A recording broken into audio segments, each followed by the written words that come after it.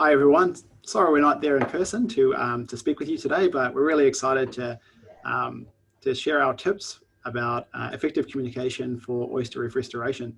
I'm Ian McLeod from James Cook University, and with me I've got Simon Branigan from the Nature Conservancy in Australia too. G'day everyone. All right, I'm just going to share my screen because we've just got a few slides to walk us through.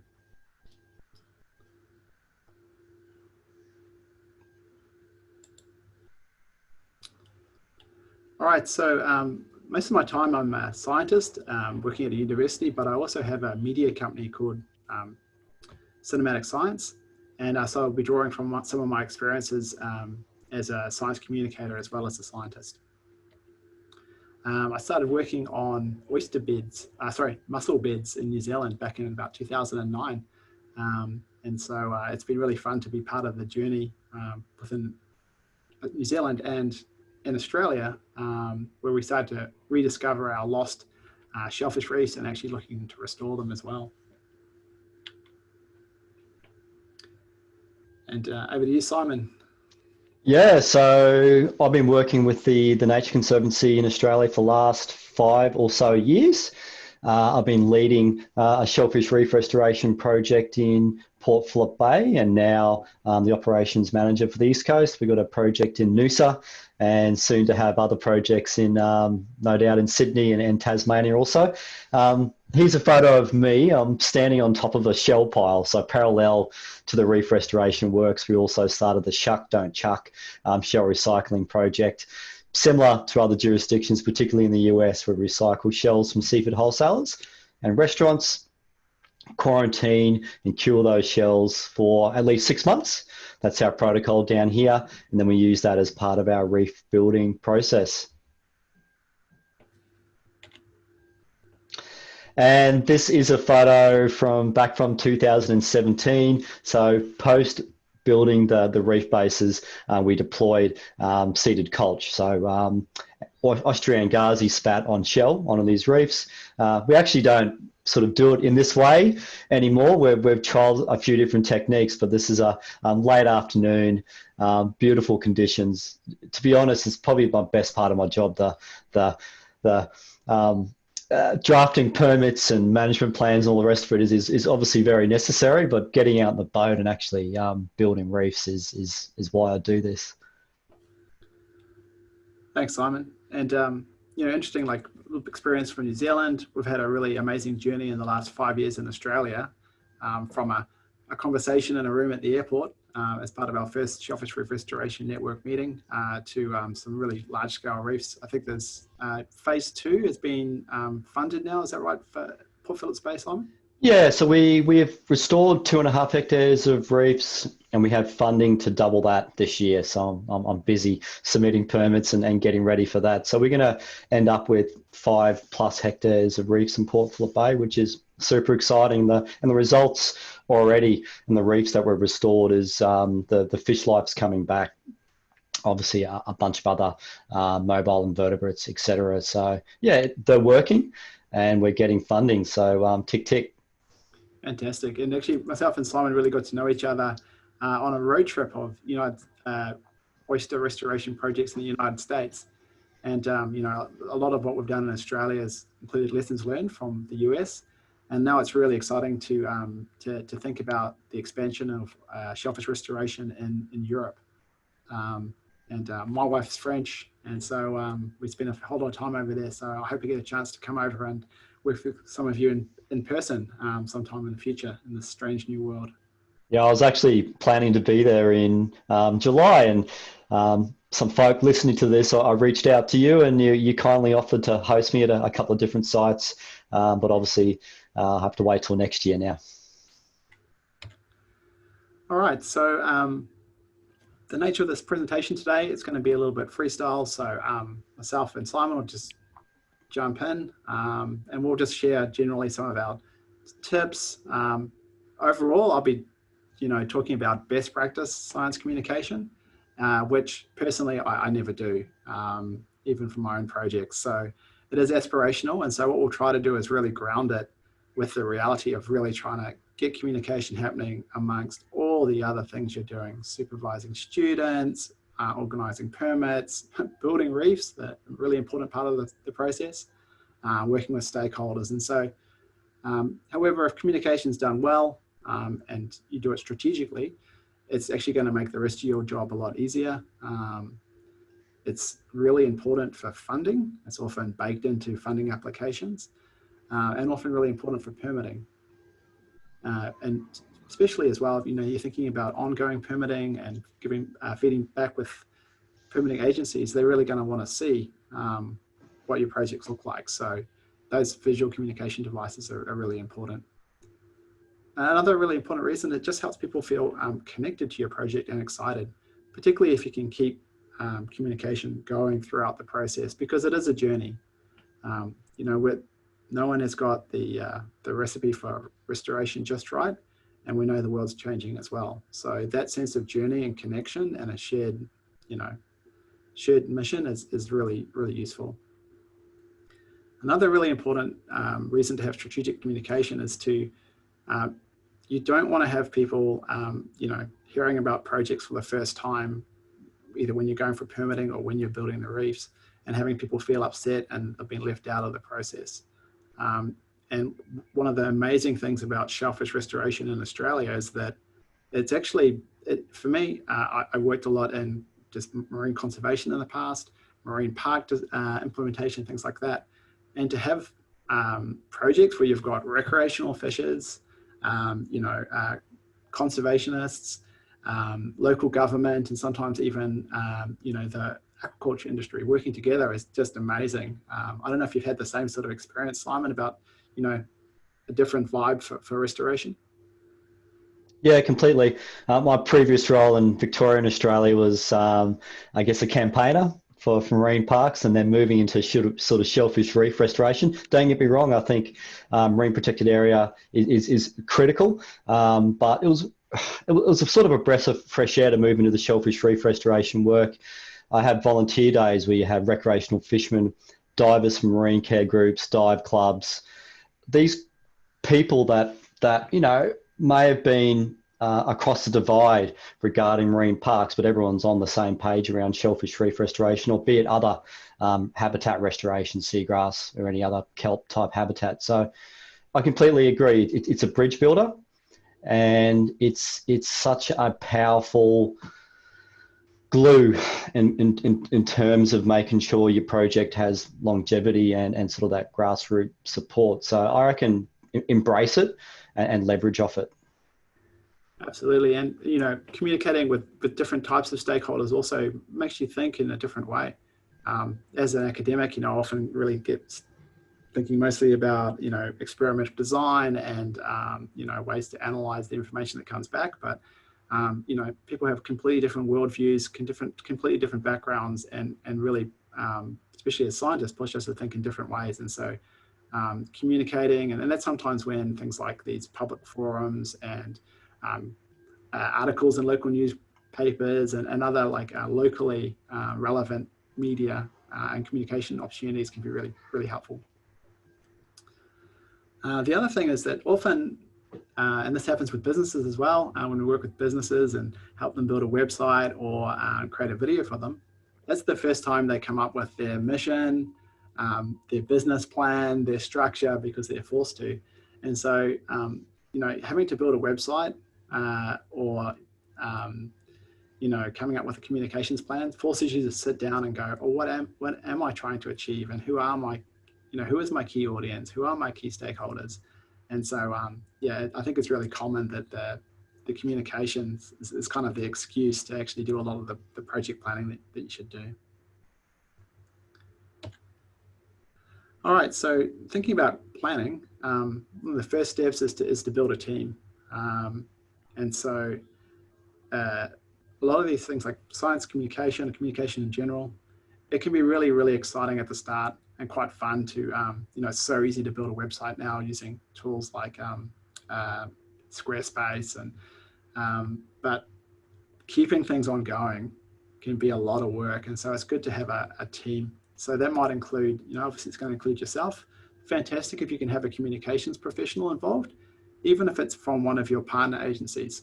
just to help you with that, you know, overall communication experience.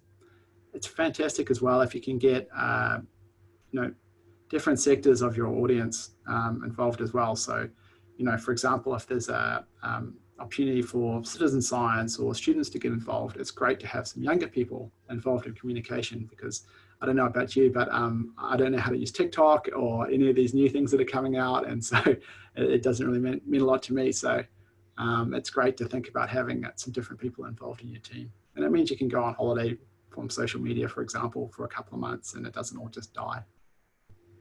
And I think, you know, in an ideal world, as part of your funding package, you sort of integrate funding in there for a 0.2 or a 0.4 or full-time role around communications if you can. I think that I completely agree that you build your team and volunteers are important. But if you are in a position where you can leverage funding for an in-house communications person, that is sort of really the way to go. Not that you get off scot-free and you don't have to provide content, but having that person who's living and breathing and understands it is ideal as well. Yeah, it helps so much, and often it actually helps you get funded, because think about your funders. You know, whether it be government or philanthropy or offsets, you know, no matter where that money comes from, those people are going to need to report the findings, you know, show why, what they've funded is important back to their board, back to their directors. And so, you know, they're going to think, oh, you're thinking about my needs. You're going to provide me with a 1-minute video, some good photos, some key points. And so they're like, well, we want to fund this project because it's going to make us look good. One of the first big grants we got to scope out shellfish restoration in Australia, we got cheeky and asked the government for an extra $40,000 for communications and another $50,000 for traditional owner engagement. And they said, you beauty, you know, because that's what we need. That's our priorities. And so we got that funding, and that really allowed us to kick off, you know, a lot of the work in Australia. So yeah, the next step is to really define your audience. So who are you trying to reach? Because it's usually pretty ineffective to make a communications plan to the general public or for everyone. You really need to think about who your audience is. And it might actually be just a few people. If your audience may be the people that might fund your project, or it could be a certain sector that may be the group that would block your project if they're not engaged in part of your team. So it's likely you'll have more than one audience, but it's really important to think about that, because when you're communicating, it's not about you. It's all about, you know, what does your audience need, and what kind of language is going to work for them, and what, you know, how do they get information, understand information. So often as scientists, you know, we have our way of doing things and our way of writing, but, you know, most people would never read a scientific paper. Almost no one can understand even a simple chart or graph. So just you have to get out of your own head and into the head of your audience. So you need to know who that is first. It's really helpful to just jot down your key messages. There might be 3, you know, like, so key messages just encompass your project and what you're really trying to achieve. And it's worth jotting those down, because that's really part of your mission, right? So your key messages might be that there used to be oyster reefs in your region, and that they supported a local industry, and that it's possible to restore them, but lots of people need to work together. Those might be your key messages, but whatever for your project. You're then going to need to choose your methods for communicating. And so there are lots of different methods, which we'll talk about later, but the general rule is don't try to do everything, because it's really exhausting and really tiring. So you want to choose the tools and the methods that will be the most useful for your audience, meet your budget, and also yourself. Because if you're like, oh, well, my audience really loves Snapchat, but you're me, I have no idea how to use Snapchat, I'm uncomfortable using that platform, so it's got to be something that I can use as well. Maybe I can use Instagram and still reach that particular audience. Another really important thing that I do usually is keep track. So you want to have goals, and you want them to be, you know, want to be able to track your progress against those goals.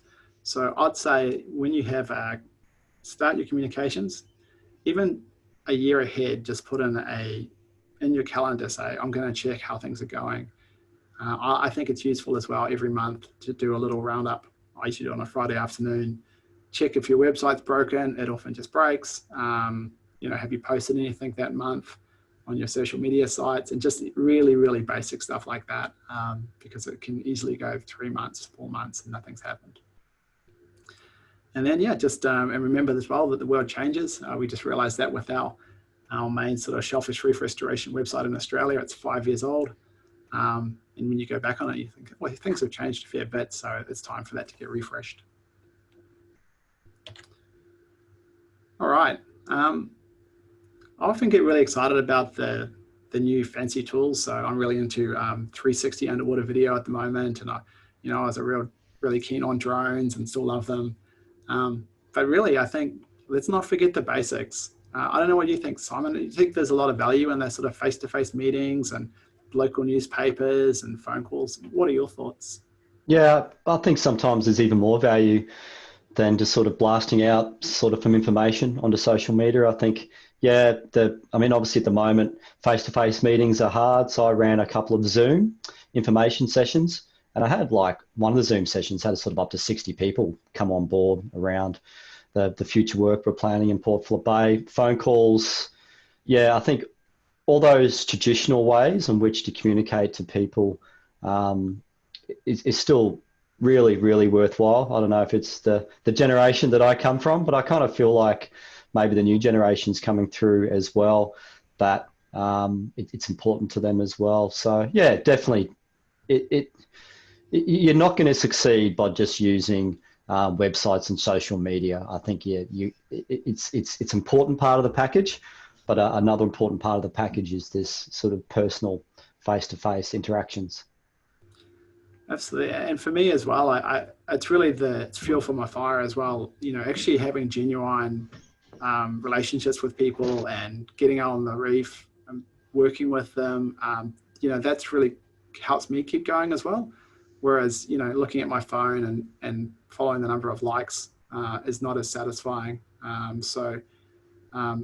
It's easier sometimes to really just focus on like using social media or website, because it's easy to track as well, and you're sort of safe. But I really love that, face-to-face and working with folks. I would encourage all projects to have a really simple, clean website, and that could just be one page, just simple information, what your project's all about, how to get in contact. That could be all you need, because it's a nightmare keeping websites up to date with news feeds. So often you can have a really clean website and then just put a Twitter or Instagram plugin that'll show, your updates. Because you want to have that, if you've got a website, you really want to add like a higher level, something like, the Nature Conservancy in Australia is big enough because there's lots of projects going on. So they've got some beautiful website content, but they have staff working on that. So I'd say, go simple and clean. And also people are using websites less and less. They just want the basic information. I'd also say don't forget about good old e-newsletters. It's funny, like they're really unfashionable, but I find that because our audience is really interested, we get a really high open rate, response rate from our, say, Shellfish Reef Restoration Network website updates. They go up to 300 people. About 200 of those open those, and we get clicks through from about 100. So, that's really good stats if it was marketing. So it's something that we get up. So in Australia, we've got a networks coordinator outside of the state government, TNC, and other groups that are leading projects for the just the informal practitioners network. We have a person employed 1 day a week just to keep the comms ticking over. It's way too much work for her, but she does a great job keeping things going. I agree, and I kind of think it's quality over quantity. I guess we're all bombarded by particularly emails, and you kind of get emails maybe from some sources who go, well, just another email. But if you're targeted, like in Port Phillip Bay, I'll send out a seasonal reef brief update and try to make it sort of photo heavy, videos and that sort of thing, and the open rate of that's pretty good as well. So just it's all about timing, be targeted, and don't swamp people with too much information. But I do think that they still have a place in communications. Fantastic. And also being the scientist as well, I'm going to push for scientific publications. It just adds legitimacy because you do have peer review for scientific publications. And it also does help to reach another audience because there is that sort of academic and practitioner divide. You know, there's so much knowledge from practitioners and from projects that's not widely available. So for all its faults, please do publish open access if you can as well. But that's why it's great to partner with a university or have students involved. You know, but some journals like Restoration Ecology, Ecological Management and Restoration will also do short reports. And it's been really fun to, you know, get those out and just get sort of early results. And also lessons learned. It's really, it's hard, but I've been trying to concentrate also on getting some of the unexpected outcomes or failures out there as well. So I've got one we're working on for coral restoration in Australia. Yeah, we've been a bit slow off the mark in Victoria, but we're working on 2 publications at the moment, which is really exciting. So it's important, like, you know, if I get hit by a bus, all those lessons learned and just I mean, not so much the monitoring results that someone else is looking after that, but just how do we build the reefs? What, you know, the different approaches, that sort of information, a lot of that to a certain extent is in my head. We have done reports for funders, but that they haven't been published as such or peer reviewed. So yeah, strongly agree. Another tip that's really helped me is actually, you know, when you tend to get the same questions, and so write down your answers, and you might even just keep that yourself for a cheat sheet, or you might want to add that to your website. That is something that I do find, again, really old-fashioned, but something that I find actually really handy, because you do tend to get all the same questions, particularly if you get media. It can actually be quite a burden on your time. It always seems to happen when you're the most busy trying to deploy, you know, get an experiment set up or deploy, you know, substrate. So having your key points, frequently asked questions, and I'll talk about concept of an electronic media pack as well. I think that'll help a lot, but we'll talk about that more when we're talking about working with the media, which is right now. So I don't know, what are your thoughts about working with local journalists, Simon, as well as the, you know, the big, really the Guardian and big newspapers? No, it's a really good question, because we automatically think about what's the big ticket, you know, what's the guard, like you said, the Guardian or someone like that. Whereas I kind of think you get just as much bounce off sort of local media, particularly in terms of generating that grassroots support. So getting the local community sort of on board, connected to your project's really important. And I kind of think politicians as well would definitely appreciate that local media. And I guess the way it works now, Ian, is that at least in Australia, you have one media outlet that owns a bunch of different subsidiaries. So generally you can just do an article locally, and if it's a slow news week elsewhere, that you never know, it could sort of take off in around different areas as well. So yeah, definitely good grassroots local media is worthwhile. Yeah, I agree. And, you know, often they're really keen for stories, and restoration projects tend to involve lots of different community members, and tend to be positive. So, you know, the local media absolutely loves it. And like you say, it often gets picked up either through local media or through social media as well. Journalists get a lot of their stories from social media as well. So we'll talk about that a little bit later. And if you've got you know, after you've done a story or two, you'll find that they call you or flick you an email every 6 months. So, hey, Simon, have you got anything for me now? And you tend to, you know, you can give them a bit of an update, and it makes things really easy. And also, if you've written your e-newsletter, well, there you got some content. So it's kind of not necessarily rehashing everything, but just having something new, having something fresh that you can use. I mean, we're all busy, we're all time poor. So you write it once, you write it well, you might tweak it a bit, but you've got content there ready to roll. Thanks, Simon. I think we've all had the experience of having our projects talked about in the media, and then you got that little cringe moment. It's not 100% right, and it doesn't feel great. I mean, part of that is just learning the game, because it's never 100% right. But something that can really help is that remember that these journalists and website builders, and they're so busy, just like us. So give them your 3 key points and some photos and video, and they'll run with that. And so you'll help to control the message. Another thing that happens sometimes with the media is that you're talking to the media, it's exciting, and they sort of lead you to sort of overstate your project. And then you see, like, you know, this oyster restoration project will save the bay. And then, I mean, one of their problems that, you know, you, as someone who leads restoration builds, that's sort of on you now, Simon. So, you know. Yeah, I always try to, if at the right scale, you start seeing some meaningful results. Sure, at smaller scales, you'll get results, but in terms of having meaningful ecological impacts, as everyone's listening would know, you need to do that at scale. So yeah, it is tempting to overstate, and we've certainly run across issues with that in Australia at times. But yeah, you don't necessarily have to be too modest because it's a competitive environment out there, but just stick to the facts. And I think that's enough.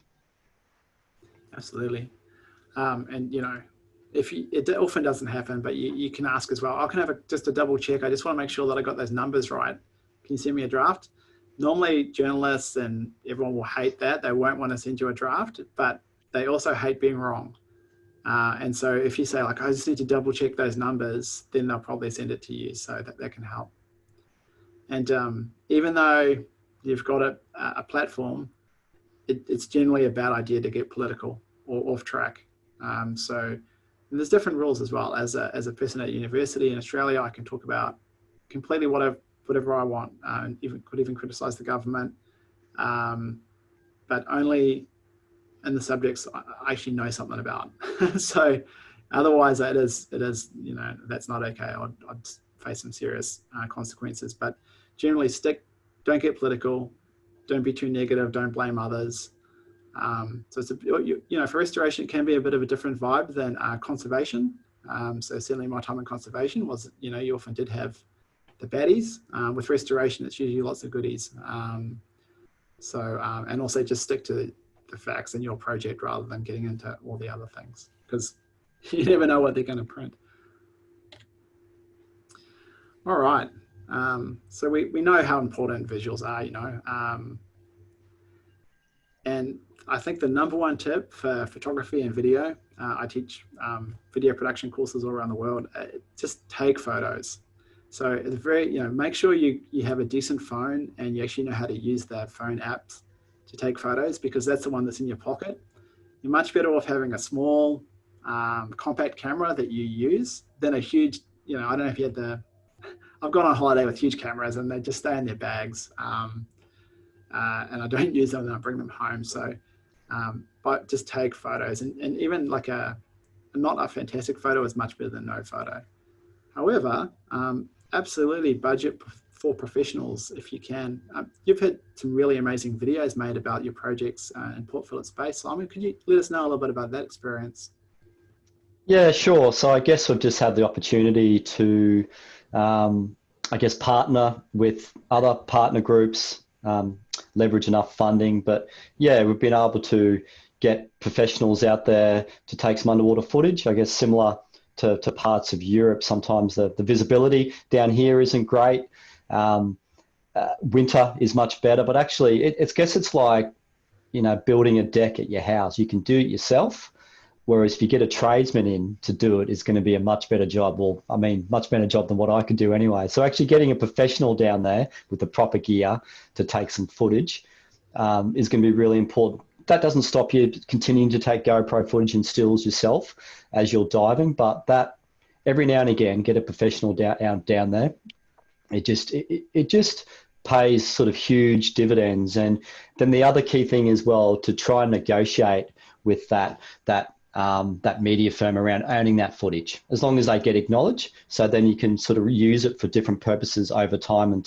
You don't want to have to keep going back to the underwater photographer or a videographer to keep accessing that footage. See if you can pay a bit extra, you own it, they still get their acknowledgement, and then you can sort of go from there. And I kind of think that people learn in different ways. You can write it down, you can do graphics, but a video's sort of definitely helps to capture hearts and minds as well.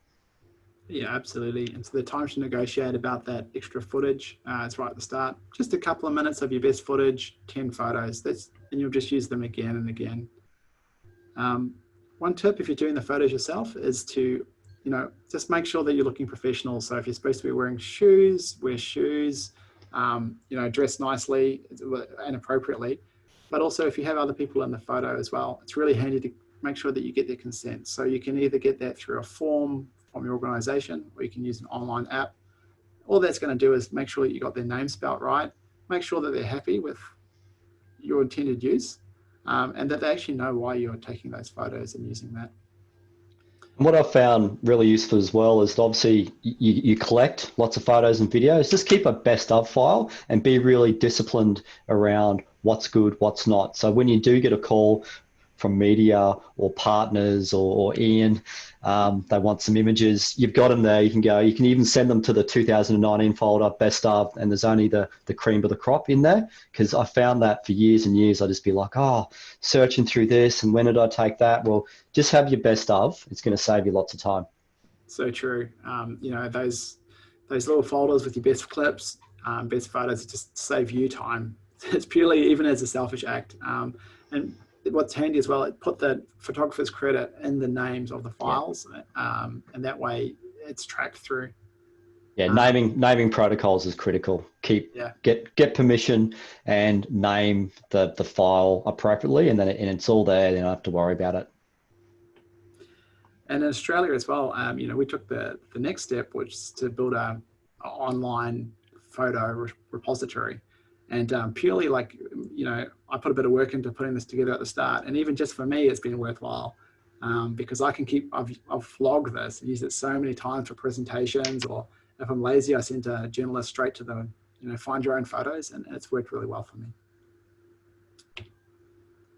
One thing, especially from the scientists, it's really hard to remember that no one ever uses graphs and charts. They don't get information that way.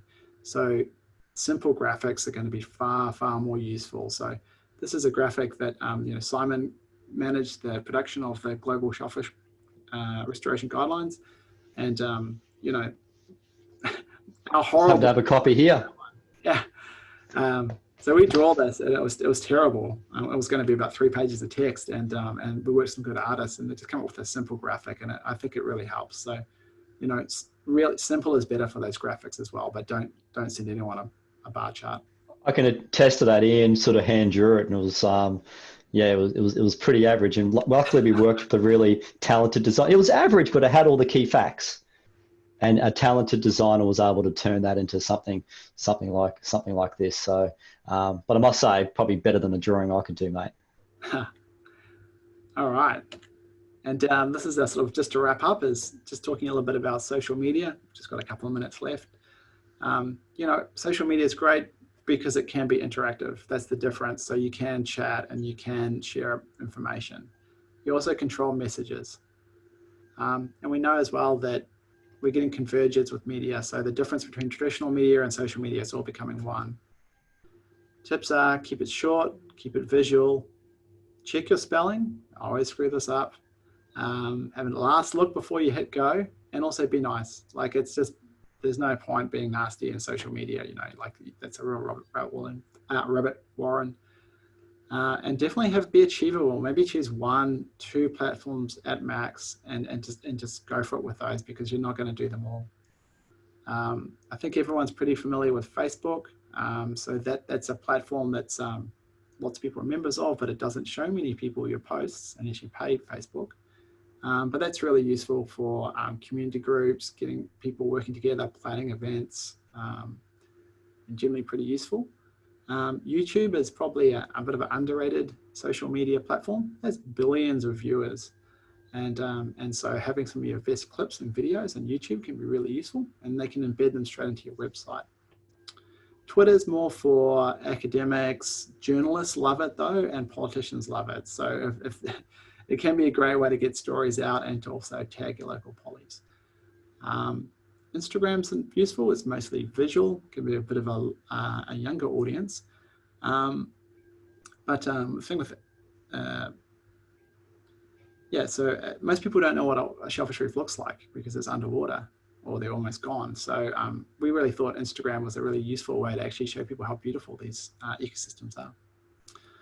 LinkedIn, often underrated as well, but often that's really used by government people, consultants. That can be a really useful. And I think for Australia, we use LinkedIn a lot more in the last couple of years for shellfish reef restoration because we're working across sectors, we're working with aquaculture, and we're finding that's more important than, more like the just general outreach. And the last one I'll mention as well is ResearchGate. So that's like your Facebook for scientists. Actually really handy for questions and answers.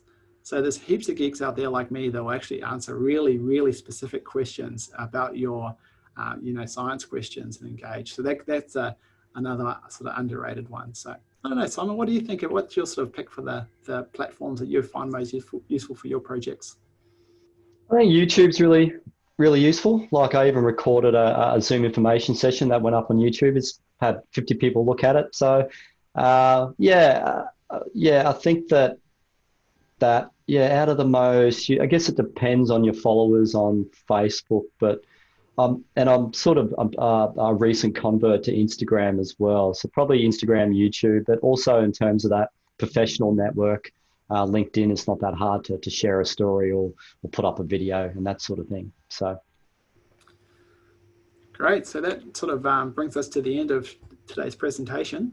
So I'll be on the phone and ready to answer your questions live. I'll be on holiday in the tablelands of central Queensland. But I did want to point to a couple of resources. So the Reef Resilience Network for corals has got an amazing communications toolkit that you should check out. And I just really love LinkedIn Learning.